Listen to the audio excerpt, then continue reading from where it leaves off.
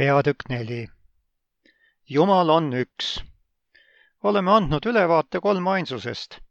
Samuti oleme teadvustanud vajadust vabaneda eelarvamustest ja mõistame oma kohustust avada piibel alandlikult, paludes juhatust Jumala vaimult. Vaatame, mida piibel Jumala kohta ütleb. 5. Moosese 6.4. Kuule, Iisrael, Jehova, meie Jumal, Jehova on ainus. Markuse 12.29, 32 ja 34. Jeesus vastas talle, esimene on see, kuule Iisrael, issand sinu Jumal on ainus issand. Ja kirjatundja ütles talle, õige küll, õpetaja, sina oled tõtt mööda öelnud, sest üks ainus on olemas ja ei ole muud peale tema. Ja kui Jeesus nägi, et ta vastas mõistlikult, ütles ta temale, sina ei ole kaugel Jumala riigist. Esimese aja 17.20. Jehova, kõige selle järgi, mida me oma kõrvaga oleme kuulnud, ei ole ükski sinu sarnane ega ole muud Jumalat kui sina. Esimese Korintuse 8.4. Mis nüüd puutub ebajumala ohvriliha söömisse, siis teame, et maailmas ei ole ühtki ebajumalat ja et ei ole muud Jumalat kui üks. Jakobuse 2.19. Sina usud, et Jumal on ainus, sa teed hästi, ka kurjad vaimud usuvad seda ja väärisevad. Need ja paljud teised tekstid näitavad meile piibli selget ilmutust, et Jumal on üks ja ainus, peale tema pole kedagi teist. Teised jumalad on ebajumalad, kes pole tõelised.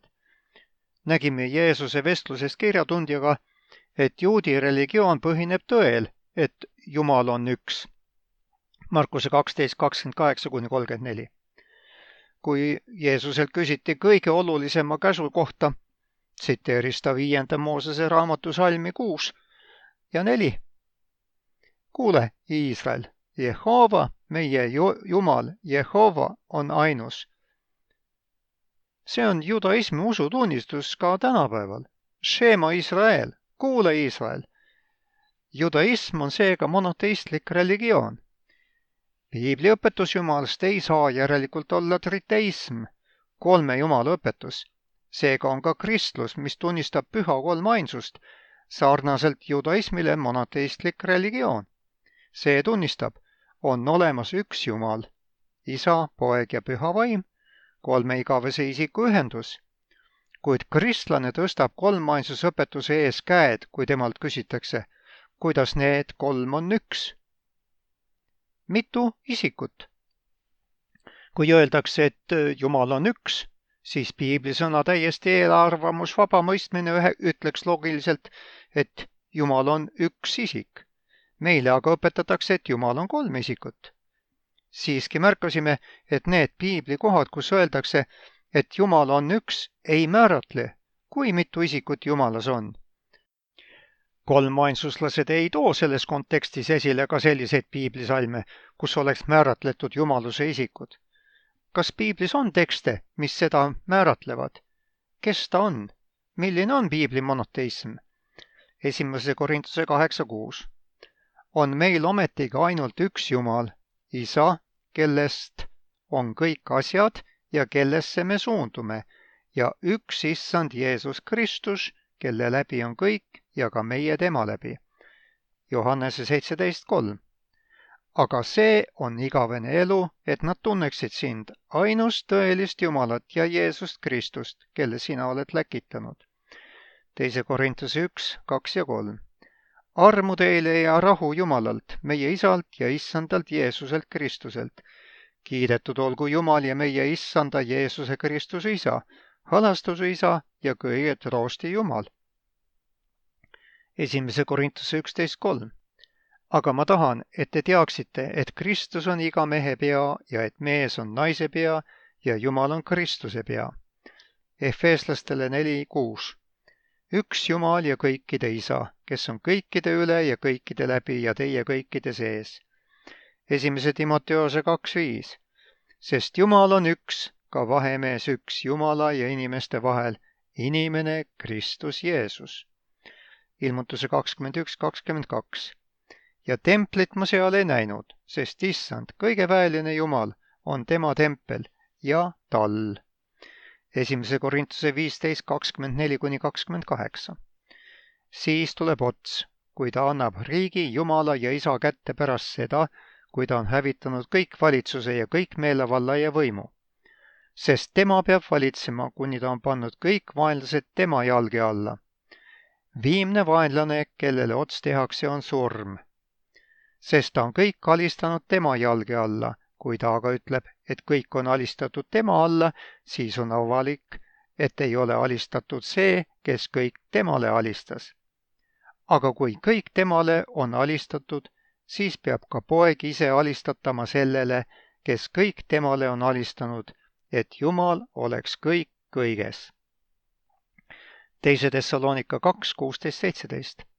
Aga meie issand Jeesus Kristus ise ja Jumal, meie Isa, kes meid on armastanud ja meile on andnud igavese troosti ja hea lootuse armuannina, trööstagu teie südameid ja kinnitagu teid igasuguses heas teos ja sõnas. Nendest ja paljudest teistest tekstidest võime kahtluseta näha, et piibli ainus Jumal, kõige väeline, on Isa. Kui suudame piibli selge sõna avatud meelega vastu võtta, ei tohiks selles olla midagi ebaselget ja salapärast. Ometi korratakse meile pidevalt, et Jumal on müsteerium ja et meil pole võimalik Jumalast aru saada. Siiski nägime selgelt, et piibel avab Jumala identiteedi. See pole müsteerium. Piibel räägib meile Jumalast, sest nõnda on Jumal maailma armastanud, et ta oma ainusündinud poja on andnud, et ükski, kes temasse usub, ei saaks hukka, vaid et temal oleks igavene elu. Johannese 3:16. See ja paljud teised tekstid, mis identifitseerivad Jumalat kui Isa, räägivad meile ka sellest, et Jumalal on poeg, Jeesus Kristus, ja poeg ütleb meile, teie süda ärgu ehmugu, uskuge Jumalasse ja uskuge minusse. Johannese 14:1. Kui usaldame Jeesuse tunnistust, võime olla nagu Paulus, kes ütles kindlalt, sest ma tean, kellesse ma usun. 2. Timoteuse 1:12. Aga kui Jumal on meie jaoks müsteerium, siis meie usk põhineb ebakindlusel. Kui lõpuaja inimesed ei tea, kuidas ära tunda Jumala identiteeti, siis kuidas saaksid nad täita oma missiooni ja kuulutada maailma ajastu viimast sõnumit, 3 ingli sõnumit. Esimene ingel ütles suure häälega, kartke Jumalat ja andke temale austust, sest on tulnud tema kohtutund ja kummardage teda, kes on teinud taeva ja maa ja mere ja veteallikad. Ilmutuse 14:7. Isegi vähimgi ebakindlus meie Jumala suhtes paneb meid kartma seda sõnumit jõuliselt kuulutada. Või, mis oleks veelgi hullem, me kuulutame Jumalat, kes pole piibli ainus tõeline Jumal. Jeesus kohtas Sühhari kaevu juures Samaaria naist. Samarlastele oli oluline kummardada Jumalat õigel viisil ja õiges kohas, vastavalt traditsioonidele. Kuid Jeesus ütles, et kummardamise vormist olulisem on see, keda me kummardame. Jeesus lausus tähelepanuväärsed sõnad. Teie kummardate, mida te ei tea. Meie kummardame, mida me teame. Johannese 4:22. Jeesus rääkis ka, kes on Jumal, keda samaarlased ei tundnud. Johannese 14:21 ja 23. Jeesus ütleb talle, naine, usu mind, et tund tuleb, mil te ei kummarda Isa ei sellel mäel ega Jeruusalemmas. Aga tund tuleb ja on nüüd, et tõelised kummardajad kummardavad Isa vaimus ja tões, sest Isa otsib neid, kes teda nõnda kummardavad. Keskendun oma raamatus hiljem ka sellele, mida Jeesus mõtles, kui ta ütles, et me peaksime kummardama Isa vaimus ja tões. Aga kui uskuda Jeesuse sõnu, tunnistas ta selgelt, et juutide Jumal on üks ja ta on üks isik, Isa. Jeesus mitte ainult ei avaldanud seda tõde Samaaria naisele, vaid ütles kord juutidega vaieldes, kui mina iseenesele annan austust, siis ei ole mu austus midagi. Minu isa on, kes mulle annab austuse, keda te ütlete oma Jumala olevat. Johannese 8:54. Jumal pole mitte ainult isa, vaid ta on ka Jeesuse isa ja Jumal. See Jumal, isa, on see, keda juudid ütlesid, et nad kummardavad. Jeesuse isa on seega Vana Testamendi Jumal. Tema on see, kelle kohta 5. Moosese raamatu peatükis 6 salm 4 öeldakse. Kuule, Iisrael, Jehova, meie Jumal Jehova on ainus. Echad versus Jahid. Kristlased on hakanud juutide usutunnistuses olevat sõna üks tõlgendama uutmoodi. 5. Moosese 6:4 kasutatakse heebrakeelset sõna echad, mida kristluses tõlgendatakse kui ühtse tervikuna. Seetõttu oleks Jumal üks tervik või kooslus, nagu 3 isikut, mitte vaid üks isik.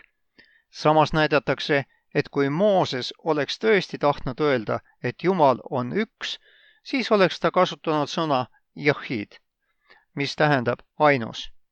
Kas see viitab, et piibli algkeeles on varjatud viide 3 ainsusele? Esiteks võib küsida, kas piiblit ei saagi siis lugeda kui selges ja vahetus keeles kirjutatud? Kas piibli tõelise tähenduse mõistmiseks on vaja osata algkeeli? Ja kui see nii oli, siis miks mõistis Jumala enda rahvas, kelle emakeel oli heebrea keel, üle 1000 aasta, et Jumal on üks? Miks juudid ikka veel mõistavad, et Jumal on üks, mitte üks tervik? Miks Jumal ei võinud selgelt ja otse välja öelda, et ta on 3 isikust koosnev tervik? Sõna echad on heebrea vaste põhiarvsõnale üks. Piiblis esineb see sõna 952 korda ja enamasti üle 600 korra King James Versioni järgi viitab see millelegi, mis on ühemõtteliselt ja jagamatul viisil üks. Peaaegu kõigil juhtudel viitab echad ühele ainsale asjale piiblis. Sõna võib tähistada näiteks ka esimest või ainsat.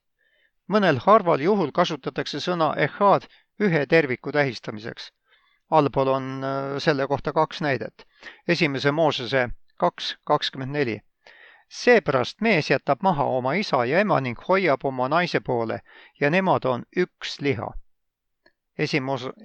Moosese 1:5. Ja Jumal nimetas valguse päevaks ja pimeduse nimetas ööks. Siis sai õhtu ja sai hommik. 1. päev. Esimeses näites määratleb echad mehe ja naise koos üheks lihaks. Teises näites määratleb echad õhtu ja hommiku koos esimeseks ehk üheks päevaks. Kas need näited toetavad käsitlust, et ka Jumal on üks tervik? Mõlemas näites moodustavad 2 osa ühe terviku. Teisisõnu, mees ei ole iseeneses üks liha ja naine ei ole iseeneses üks liha. Kui nad ühinevad, saavad nad üheks lihaks. Ta lõi tema meheks ja naiseks ja ta õnnistas neid ning andis neile loomise päeval nime inimene. Heebrea keeles Adam, 1. Moosese 5:2. Ülaltoodud salmis andis Jumal mehele ja naisele nime Adam, mis tähendab inimest. On selge, et mees üksi ega naine üksi ei ole inimene selle sõna täielikus tähenduses. Ilma mehe ja naise teineteist täiendavate pooldeta ei saaks inimsugu jätkuda ega täita Jumala käsku paljuneda ja täita maa. Seetõttu on mees ja naine koos üks liha. Ka õhtu ja hommik ehk ööpäeva pime ja valge pool ei ole üksi terve päev. Öö ei ole ööpäev, päev ei ole ööpäev, vaid need koos moodustavad ühe päeva, ühe ööpäeva. Eelmisest peatükist mäletame, et 3 ainsusõpetuse järgi on Jumal isa, Jumal on poeg, Jumal on püha vaim. Kuid ikkagi mitte 3 Jumalat, vaid üks Jumal. Selle kohaselt on 3 iseenesest täiesti terviklikku Jumalat ja ometi ainult üks Jumal. Selline käsitlus erineb üsna palju piibli näitest sõna echad kasutamise kohta.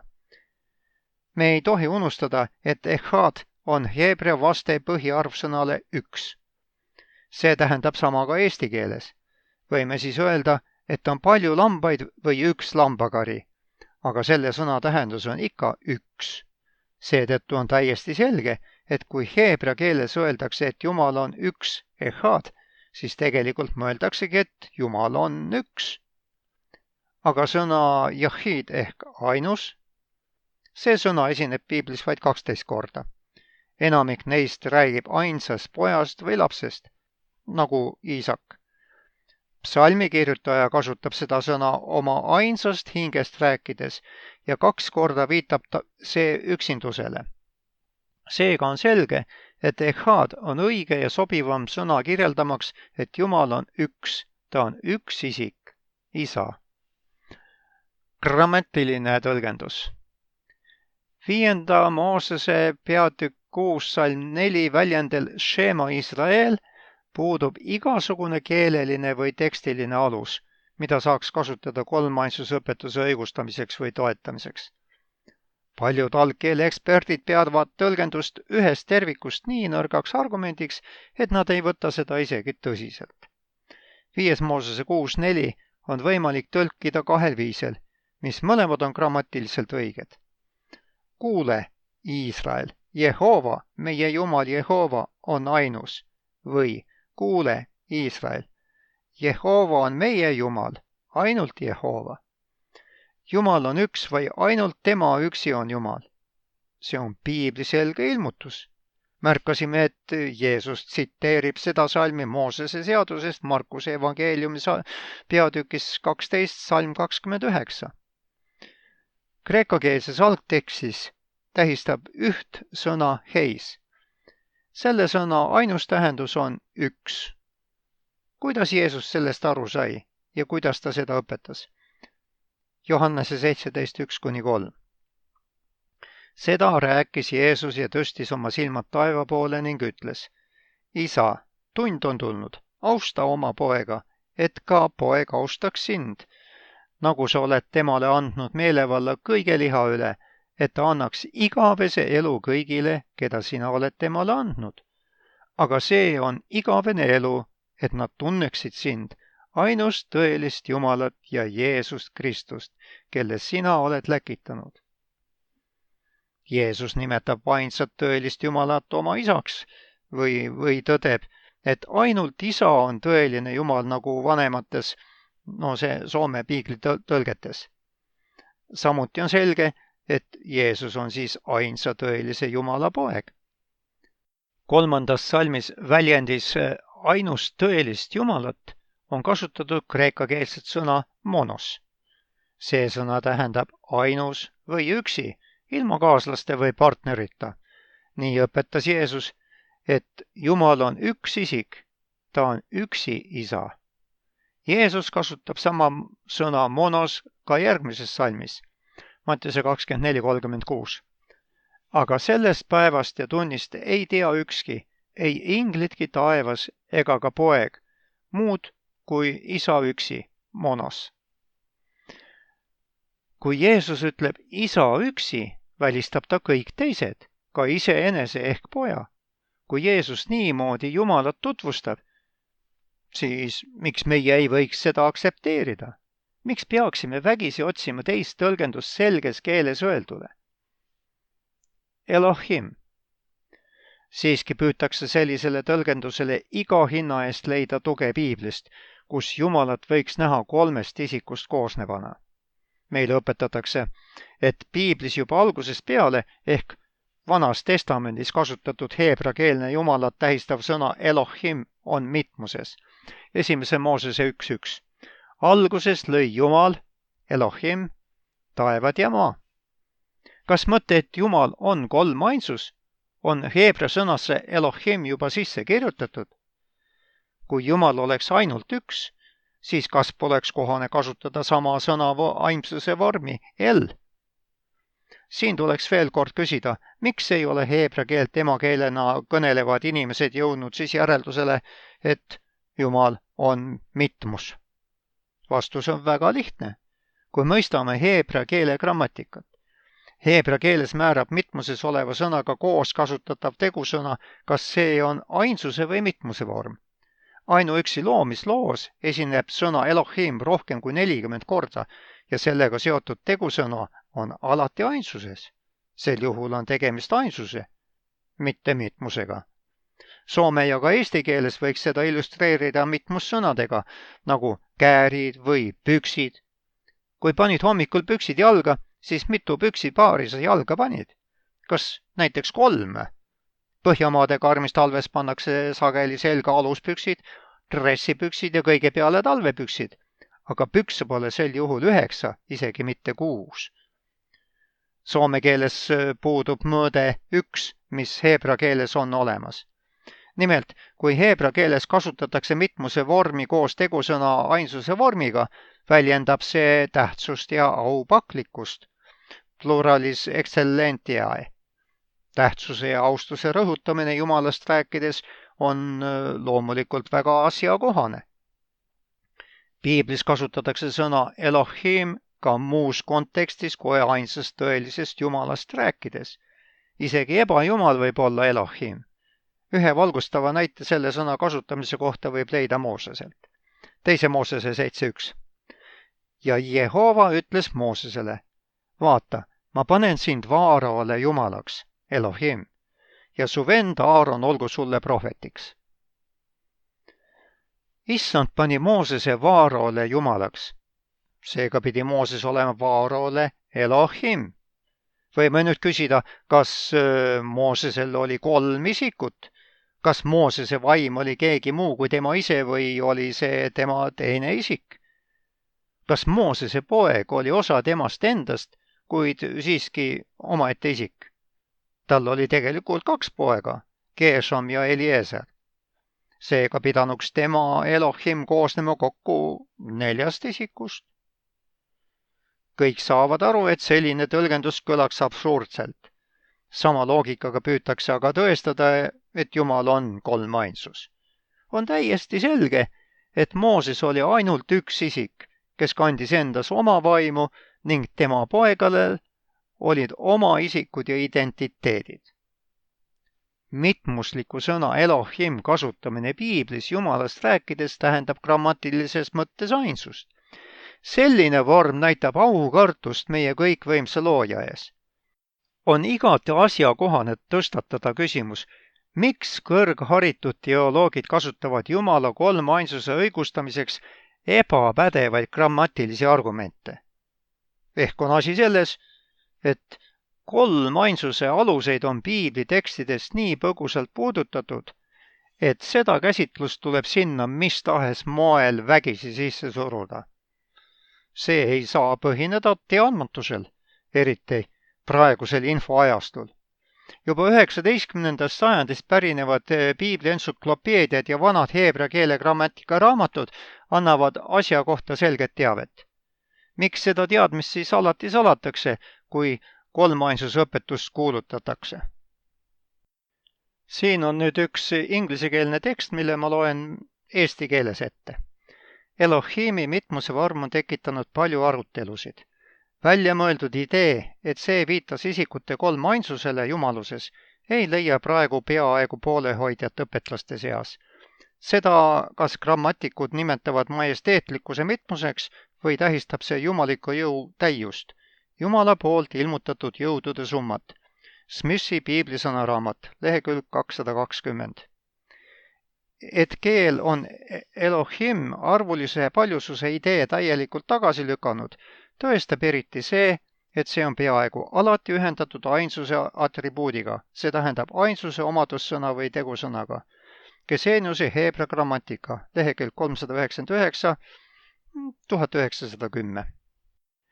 1910 on küll palju aastaid tagasi, aga Piibel on tegelikult veel vanem. Ja prohvet Malaki küsib, eks ole meil kõigil üks isa, eks ole meid loonud üks Jumal. Malakia 2.10. Malaki nimetab Jumalat isaks, kes on meid kõiki loonud. Prohvet kasutab siin Jumala kohta heebrakeelset ainsuse vormi, El. Jutt käib aga täpselt samast Jumalast kui loomisloo Elohim. Elohim ja mitmuslik tegusõna. 1. Moosese 1.26. Ja Jumal ütles, tehkem inimesed oma näo järgi, meie sarnaseks, et nad valitseksid kalade üle meres, lindude üle taeva all, loomade üle ja kogu maa üle ja kõigi roomajate üle, kes maa peal roomavad.